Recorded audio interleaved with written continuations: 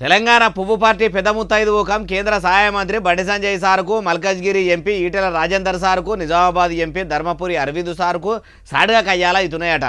నివొద్దేనేనా అని పువ్వు పార్టీ పెబ్బ రామచంద్రరావు సార్ను ఓ విలేకరి అడిగితే ఏమంటుండో ఇగో మీరే నుండ్రి.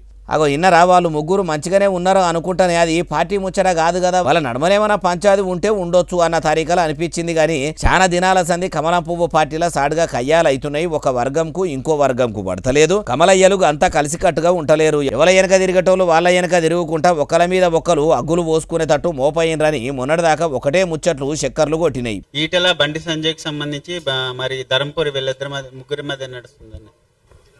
వాళ్ళ ముగ్గురు బాగానే ఉన్నారండి. వాళ్ళ ముగ్గురు బాగున్నారు. కానీ ఇక మీరు బాగుంటే మాకు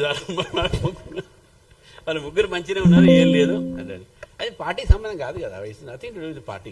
మొన్నటికి మొన్న మల్కజ్గిరి ఎంపీ ఈటెల రాజేందర్ సార్ మీద కావాలని కొందరు ఫ్లెక్సీలు కట్టి బదనాం చేయాలని చూస్తుండని చాలా మంది ఈటెల సార్ వెనకపోట తిరిగే కార్యకర్తలు కోపానికి కూడా వచ్చుర్రు. అయ్యా, తెలంగాణ రాష్ట్ర పువ్వు పార్టీ పెబ్బ రామచంద్రరావు సారు, మీ పువ్వు పార్టీ పునాదిలో ఉన్న ఏర్ల కాడికెళ్ళి ఎండిపోయేటట్టు తయారైంది. మొగ్గలు మొత్తం రాలిపోతున్నాయి. పువ్వు పరిమళించుడే బంద్ అయింది. అట్లా బీజేపీకి పరిశానుంటే తీటదున్న దగ్గర నిత్యకయ్యమన్నట్టు రాముల బారి బాట నడుస్తున్నామని చెప్పుకునే బీజేపీ వాళ్ళు భారతమాతకు జై, దేశం కోసం ధర్మం కోసమే అనుకుంటా చెప్పుకుని అమలాన్ని పబ్లిక్ కానకుండా చేసే కాడికి వస్తున్నది. మీ ఊళ్ళే ఎగిరంగా రాష్ట్రంలో ప్రజల బాధలు పట్టించుకొని మీ సెంట్రల్ సర్కారు సాయంతోని పైకం పట్టుకొచ్చి ఏమైనా మంచి పనులు ముంగట చేసుకుంటే మంచిగా ఉంటది. అది మాత్రం చేయకుండా ఉత్తగా ప్రెస్ మీట్లు పెట్టి పొద్దు గడుపుతుండ్రు కదా సారు అంటుర్రు ఈ ముచ్చటిన్నోళ్ళు.